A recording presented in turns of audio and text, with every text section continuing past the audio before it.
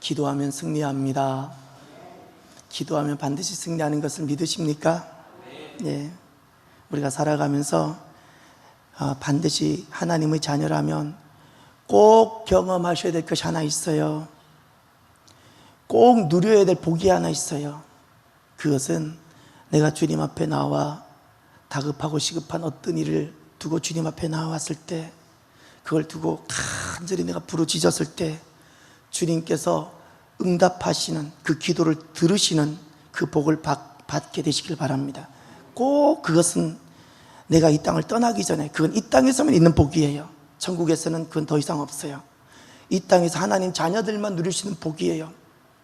꼭 이 땅에서 문제 때문에 염려하지 마시고, 여러 가지로 자녀 때문에 근심하지 마시고, 간절히 주님 앞에 나와 정말, 이런 표현을 식상하다고 느낄지 모르겠지만 정말 목숨을 건 기도를 한번 해봅시다. 하나님 들으세요. 할렐루야. 염려하지 말고요, 기도하세요. 저는 제가 목회자가 된 배경에도 실은 어머니의 기도가 있었어요. 어머니 목숨을 건 기도. 아들이 죽어가는데, 그래서 목숨을 건 기도가 있었고, 제가 어렸을 때부터 이 길을 빨리 제가 소명을 확인하고 걸어올 수 있었던 것도 실은 어머니의 본인의 생명을 건 기도가 있었기 때문에 그래요. 기도가 있었기 때문에. 자녀들 절대 성경 봐라, 전도하라 바뀌잖아요. 제가 알아요. 기도하는 어머니 자녀들은 반드시 바뀝니다. 내 자녀들 지금 믿음 없다고 자녀들 자녀들 구중하지 마시고, 내가 왜 기도하지 않았나, 나 자신을 채찍질하십시오. 지난번 신방 갔을 때 한 분이 참 좋은 말씀 하셨어요. 자녀들은 부모의 뒷모습 보고 배운다고. 뒷모습이라는 게 무엇일까요? 앞에서 막 말을 하지요. 자녀를 두고 얼마나 기도하세요? 자녀만이 아니고 자녀들이 진짜 바라는 것은, 내 자녀들 안에 영이 있는데 우리의 부모가 인간의 어떤 욕정, 인간의 뜻을 두고 기도하는 것이 아니라, 이런 어려운 중에서도 나의 부모님이 얼마나 주님의 영광을 위하여 기도하고 주님을 위해서 살아가는지를 나의 자녀 영들은 원해요. 잊지 마세요. 나의 자녀 영이 있어요. 그 영들은 나의 부모로부터 그것을 보기를 원해요. 그것을 보게 되면 우리의 자녀들은 교회 나와라, 기도해라, 성경 봐라, 11조 드려라 하지 않아도 다 합니다. 보세요, 제 말이 틀렸나? 왜 하지 않을까요? 왜 교회 나오는 것이 어렵고, 왜 성경 보는 것이 어렵고, 왜 11조 하라는 것이 그때마다 시험 들까요? 왜 그럴까요? 기도하는 부모가 없었고, 그리고 믿음이 없어서 그래요. 기도하면 반드시 승리합니다. 교회 나온다고 여기서 족하지 마세요. 나는 내가 믿음 나 하나 지켰다고 생각할지 몰라도, 부모의 사명은 자녀에게 반드시, 부모는 자녀에게 하나님의 복을 받게 하는 자인데, 그거 감당 못하면 난 사명 감당 못한 거예요. 자녀 내 거 아니에요. 하나님의 것이고 하나님의 영이 있는 사람들인데, 짐승도 하는 양육한다고 세월 다 헛송하지 마세요. 부모는 자녀 양육하라고 있는 자가 아니에요. 짐승도 하는 거예요. 그거는 짐승도 제 새끼 목숨을 걸고 지켜요. 그거 한다고 세월 헛송하지 마요. 하나님 그거 다 원하지 않아요. 그거 어차피 주님 하세요. 여러분이 하지 않아도 하나님 하시는 거예요. 짐승들 새끼 하나님이 다 돌보세요. 그렇게 시간 보내지 마요. 하나님 아버지께서 부모를 통해서 복을 주시는 자임을 자녀들로 하여금 알게 해야 돼요. 이거 안 되면 나는 부모로서는 못 사는 거예요. 나는 자녀가 있지만 나는 자녀 없는 자와 같은 거예요. 그게 무자한 거예요. 죄송하지만 자녀 낳았다고 끝난 거 아니에요. 내 자녀에게 믿음을 전해주지 않았으면 나는 자녀가 없는 거예요. 자녀가 없는 거예요. 그게 자녀가 없는 거예요. 자녀가 없는 거예요. 기도하십시다. 기도하면 반드시 승리합니다. 오늘 본문에 주님께서 이런 말씀을 하셨어요. 40절을 보세요. 그곳에 이르러 그들에게 이르시되 유혹에 빠지지 않게 기도하라. 주님께서 겟세마네 동산에서 마지막 기도하실 때입니다. 십자가 지시기 전에 마지막으로 하신 기도인데, 제자들에게 기도하시기 전에 제자들에게 하셨던 말씀이 기도 전에 한 말씀 하셨고 기도 후에 한 말씀 하셨어요. 예수님께서 말씀하셨다는 사실을 잊지 마세요. 그 말씀은 우리가 자다가도 들어야 되고요, 잊혀지지 않는 말씀이 되어져야 돼요. 내 신비에 새겨져야 돼요. 무엇일까요? 제자들이에요. 오늘날 우리 교회들에게 하신 말씀, 유혹에 빠지지 않게 기도하라 말씀하셨어요. 그리고 예수님께서 그 기도를 다 마치고 돌아오셔서 하신 말씀을 또 들어보세요. 46절 이르시되 어찌하여 자느냐, 시험에 들지 않게 일어나 기도하라 하시니라. 아멘. 40절의 유혹, 46절의 시험, 원어에는 똑같은 단어예요. 다 똑같은 단어예요. 우리나라만 번역을 달리 했어요. 다 유혹이에요. 유혹에 들지 않게 일어나서 기도하라 말씀하셨어요. 기도 전에도 말씀하셨고 예수님께서 기도 마치고 돌아오셔서도 말씀하셨어요. 여러분, 우리가 인생 살아가면서 왜 실패할까요? 왜 일이 잘 안 될까요? 우리가 세운 계획이 문제가 있었기 때문일까요? 일하는 것이 부족했기 때문일까요? 기도가 없었기 때문인 줄 믿으시길 바라요. 기도가 없었기 때문에. 오늘날 교회에서 어떻게 일하는지 아세요? 남선교회, 여선교회 일하는 거 보면 가슴을 쳐요. 제가 가슴을. 계획을 세워요, 일해요. 그런데 거기 기도가 없어요. 기도가 없어요. 저는 그런 사람을 일꾼이라 부르지 않아요. 왜냐하면 일꾼은 저주스러운 말이에요. 일만 만드는 사람. 계획만 세우고 그래서 일 열심히 하고 그 사람들은 반드시 일만 만들어요. 제 말이 틀렸나 보세요. 그런 사람들은 일하지 말아 주셔야 돼요. 더 불편해요. 제가 말을 안 해서 그렇지 더 불편해요. 일하지 말아야 돼요. 하지 마세요. 기도하지 않는 사람들 일하지 마세요. 일할 때마다 일이 꼬여요. 본인들은 그것이 잘하는 건 줄 알아요. 해보세요. 일이 되든가. 얼마나 일이 꼬여봐야 알겠어요. 기도가 없기 때문에 실패하는 거예요. 기도가 없기 때문에 일이 되지 않는 거예요. 그래서 주님께서 분명히 말씀하셨어요. 제자들에게. 예수님께서 겟세마네 기도, 그 기도하시기 시작과 끝에 기도해라. 그렇지 않으면 유혹에 빠진다. 기도해라. 그렇지 않으면 시험에 든다. 주님 말씀하셨어요. 마찬가지예요. 우리가 기도하지 않아요? 권사가 기도하지 않아요? 안수 집사가 기도하지 않아요? 그리고 남성교회 일하고 권사에 일하고 여전도 일해요? 아니요. 시험 들어요. 시험 들어요. 기도하지 않고 자녀 양육해요? 그러니 자녀가 시험 들어요. 시험 들어요.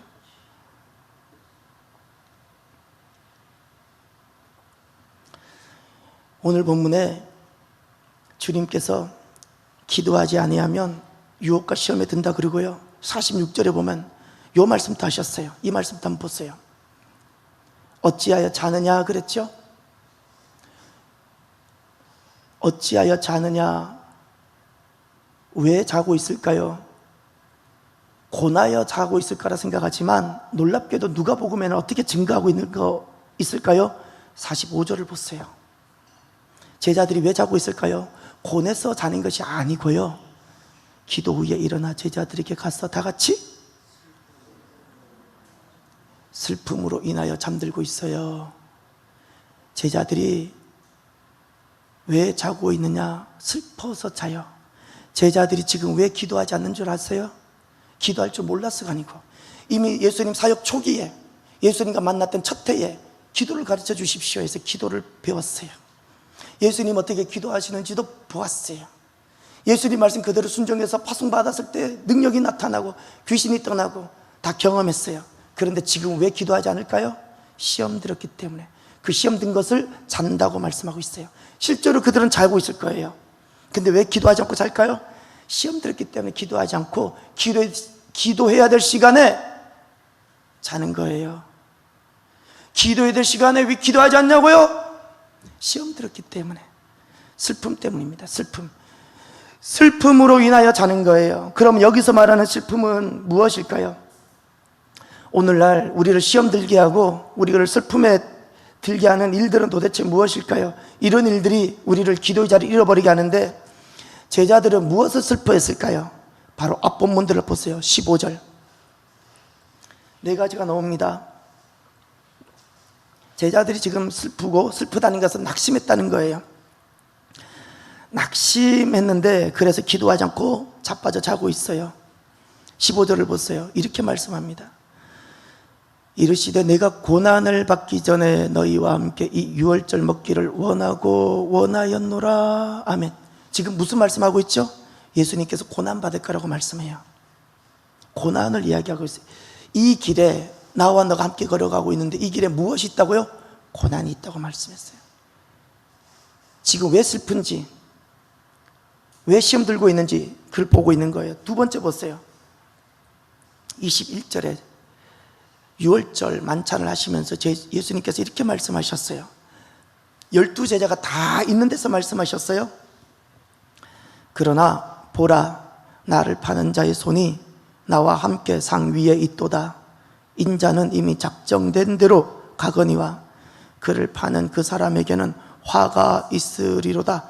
나를 파는 자가 있고 그는 그것이 불행이 될 것이고 화가 될 거라고 말했어요. 12명인데 누군가가 그 사람이 있다는 거예요. 그 제자들은 슬퍼요, 안 슬퍼요? 슬픈 거예요. 똑같은 말인데 34절을 보세요. 34절. 이르시되 베드로야, 이번에는 이름을 꼭 찍어 말했어요. 21절에는 이름이 없죠?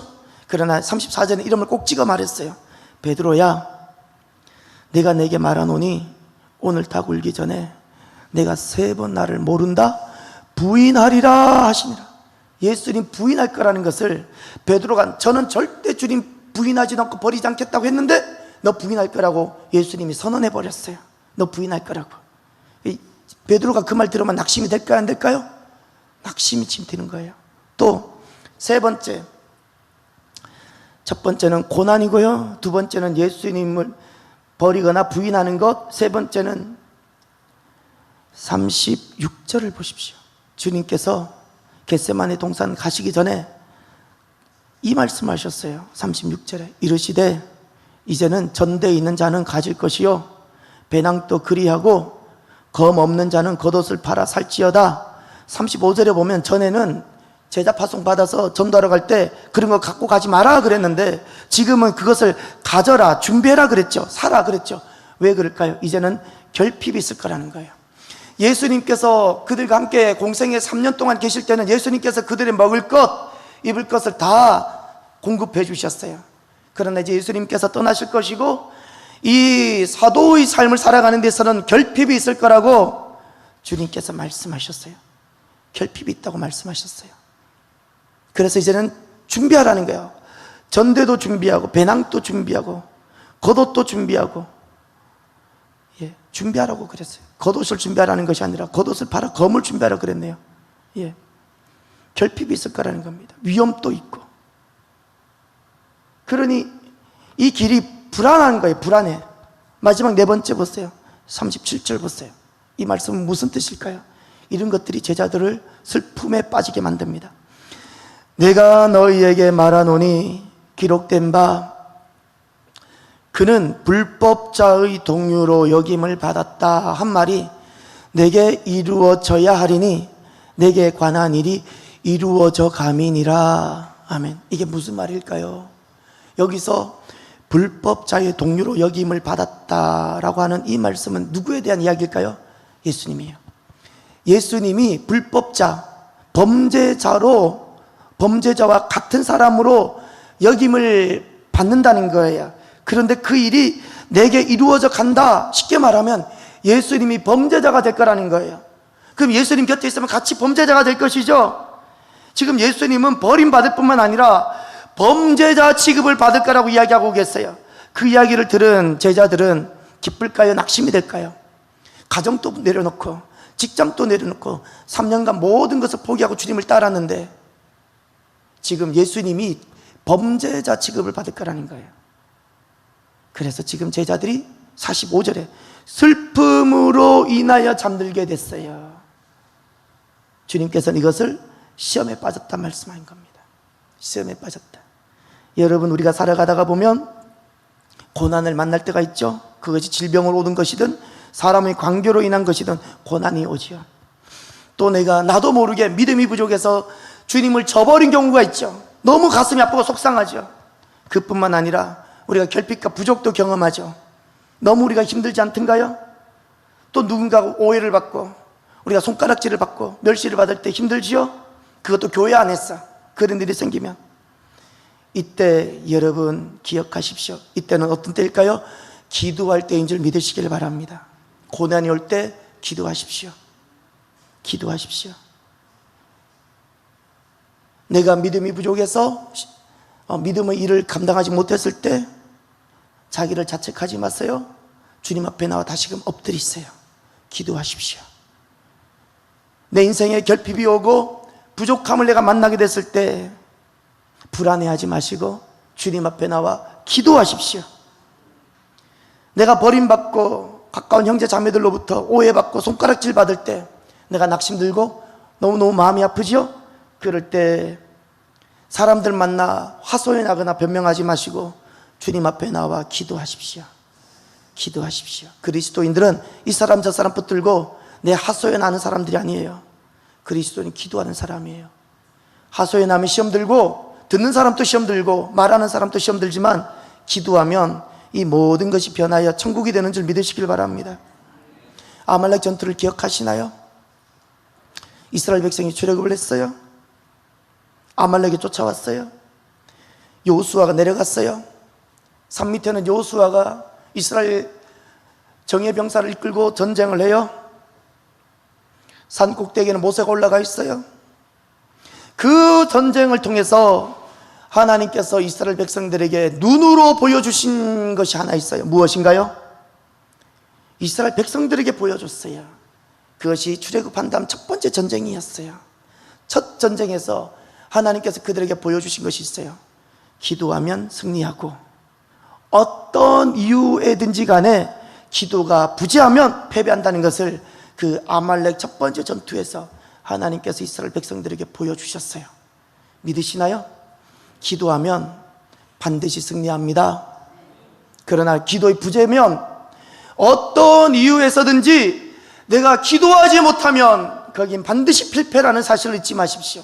어떤 지식, 어떤 재정, 어떤 사람의 계획도 이루어지지 않습니다. 이루어지지 않습니다. 한번 제 말이 의심되면 해보세요. 마음껏 해보세요. 많이 실패해보세요. 해보세요. 그리고 이 말이 믿어지면 어떤 일이 있어도 나와서 기도하십시오. 간절히 기도하십시오. 꼭 명심해야 될 것은 승부는 보이지 않는 곳에서 결정되어져요. 여호수아 군대가 군사력이 좋았기 때문에 승리한 것도 아니고 아말렉 군대가 군사력이 좋았기 때문에 그때 군사력이 좋을 때 이기는 것도 아니었고, 중요한 것은 모세가 기도할 때 그때는 이기고 있었고요, 내 부모님이 기도하고 있으면 자녀들이 그때는 이기고 있는 거예요. 아내가 아내로서 기도하면 남편이 직장에서 이기고 있어요. 잊지 마세요. 기도할 때 이기는 거예요. 보이지 않는 곳에서 승부는 결정나요. 보이지 않는 곳에서. 그러니 더 이상 우리가 교회 안에서 이런 통탄스러운 일은 없었으면 좋겠어요. 기도하지 않고 계획만 하고 기도하지 않고 일만 하려는 거 회개해야 돼요. 회개해야 돼요. 교회는 회사가 아니고 교회는 직장생활이 아니에요. 회사 때 했던 것처럼 그렇게 하는 곳 아니에요. 교회는 기도로 이루어지는 곳이에요. 교회만이 아니에요. 우리 인생은 기도로 이루어지는 거예요. 끝으로 기도하면 어떻게 승리가 오는지를, 승리를 가져오는 기도가 있어요. 승리를 가져오는 기도, 예수님을 통해서 배우시길 바랍니다. 오늘 예수님께서 어떻게 기도하셨는가? 마귀는 계속해서 심지어 예수님께조차도 와서 예수님 공생의 시작부터 마지막까지 예수님께도 끊임없이 유혹하고 예수님께서 그 길 가지 못하도록 미혹한 자가 마귀라는 사실을 잊지 마십시오. 오늘 우리도 마찬가지예요. 우리가 이 길, 믿음 길 걸어가는데 어떻게 하든지 마귀는 이 길 걸어가지 못하도록 각양의 방법으로, 각양의 합리적인 방법으로, 각양의 방법을 다 동원해서 우리를 시험 들게 하고 이 길 걸어가지 못하게 합니다. 주님께서는 어떻게 승리하셨는가를 보십시오. 승리를 가져오는 기도, 주님께서 보여주신 기도가 4가지가 있습니다. 오늘 이 마지막으로 네 가지를 볼 텐데, 먼저 첫 번째 41절을 보십시오. 예수님께서 보여주신 겟세마네 기도입니다. 여기 네 가지 승리를 가져온 기도의 모습이 있습니다. 41절을 다 같이 읽겠습니다. 시작. 그들을 아멘. 여기 41절에 주님께서 먼저 그들을 떠나 돌 던질 만큼 가서 그랬죠. 이거 참 재밌어요. 저기 상현 간사님 대학 입시 시절에 던지기 같은 거 있었어요? 우린 있었어요. 던지기.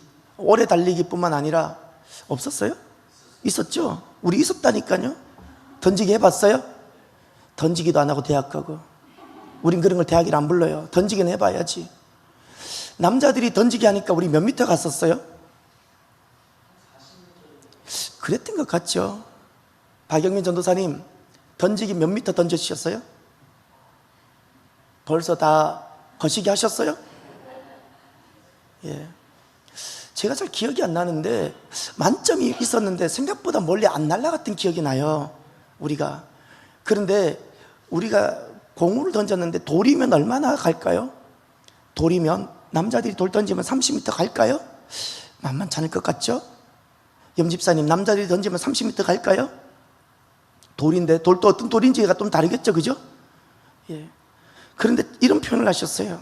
돌 던질 만큼 가서 그들을 떠났다 그랬어요. 그들을 떠나 돌 던질 만큼 가서.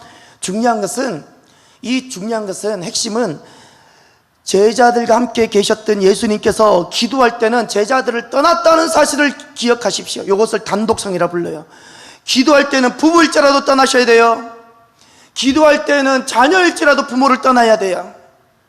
기도할 때는 옆에 성도가 있어도 옆에 성도들이 이미 떠나 있는 존재처럼 느껴져야 돼요. 옆에 있으면 기도 안 돼요.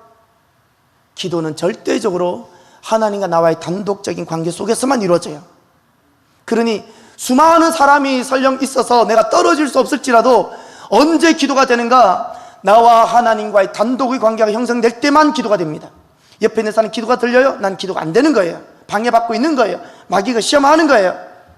반드시 기도는 실질적으로 방해받지 않으려고 골방을 들어가든지 돌 던질 만큼 떨어져서 하나님과 나와의 조용한 기도 장소를 확인하든지, 중요한 것은 교회에서 함께 기도할 때도 중요한 것은 사람 눈치 좀 보지 마세요. 사람 눈치 좀 보지 마세요. 수많은 교회에 나와서 그 오랜 동안 교회 생활하면서 늘 기도할 때마다 사람 의식하고 단 한 번도 내가 하나님 앞에 단독자로 서보지 못하고, 그러니 그의 인생에 기도가 없어요. 죄송하지만 기도가 없어요. 여러분, 기도할 때만큼은 옆에 누가 있는지 의식하지 말고 오직 누구만 바라봐요? 주님. 아멘입니까? 기도는 단독자가 되어져야 돼요. 하나님 앞에 서 있는 단독자. 그럴 때 기도가 됩니다. 이것이 승리를 가져오는 기도고요. 두 번째, 41절 하반절에 이런 말씀이 있습니다. 예수님께서 보여주신 겟세마네 기도 두 번째, 무릎을 꿇고 기도하여 그랬습니다. 왜 예수님께서 무릎을 꿇으셨을까요? 서서 기도하면 안 되나요? 왜 요즘은 다들 무릎 아프다고 관절 생각해서 80년, 90년까지 써야 될 관절이라 생각해서 무릎 아무도 안 꿇잖아요. 관절 성하세요?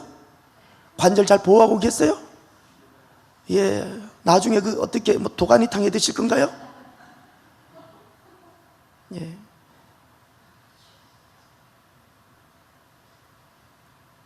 건강 때문에 기도도 버리고 있는 오늘 우리들, 예수님은 왜 기도하셨을까요? 왜 무릎을 꿇고 기도하셨을까요? 이 무릎을 꿇었다는 것은 핵심은 그거예요. 자기를 부인하는 겁니다. 자기를 부인하고 자기 전부를 다 내려놓는 거예요. 무릎을 꿇는다는 것은 자기를 다 내려놓고 더 이상 어떤 것도, 자기 욕심이나 어떤 것도 가지지 않고 나가는 거예요. 자기를 부인하는 기도. 주님 앞에 나와 기도할 때 신분 갖고 기도하지 마십시오. 어머니 심정으로도 기도하지 마시고요. 다 그것이 내려놔줘야 돼요. 할렐루야. 다 내려놔줘야 돼요. 자기가 부인되지 아니하면 승대의 기도는 되지 못합니다. 기도 흉내일 뿐입니다. 자기가 부인되어져야 돼요. 세 번째, 42절, 41절을 우리 다 같이 읽을까요? 시작. 이르시되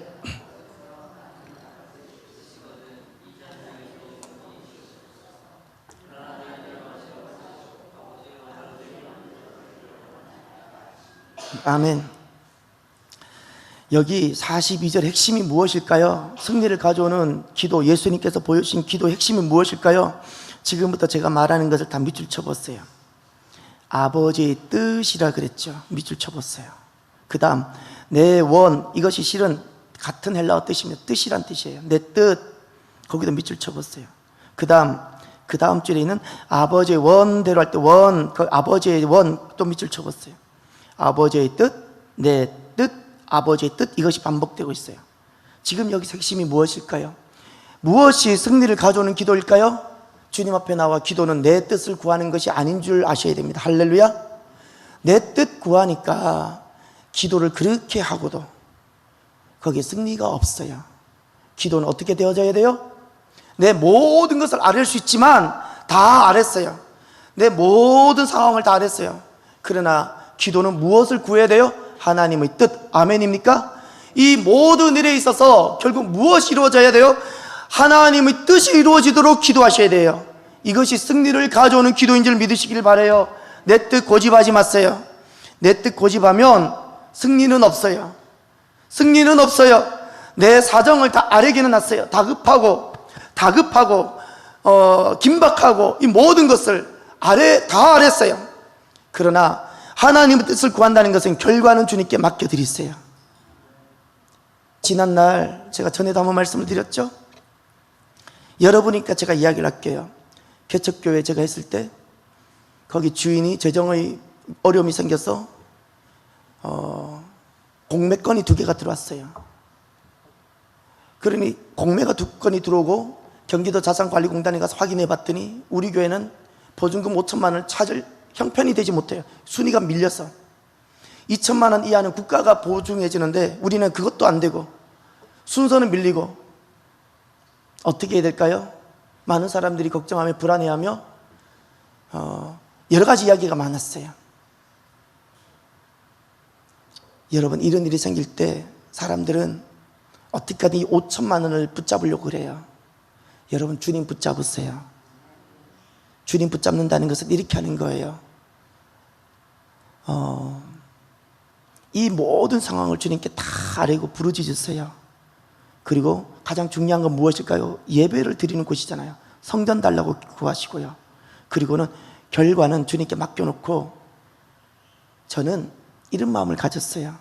그 돈 못 찾을 수 있겠구나 믿어 내려놨어요. 다시 우리 집에서 시작하지. 그랬더니 기적이 일어났어요.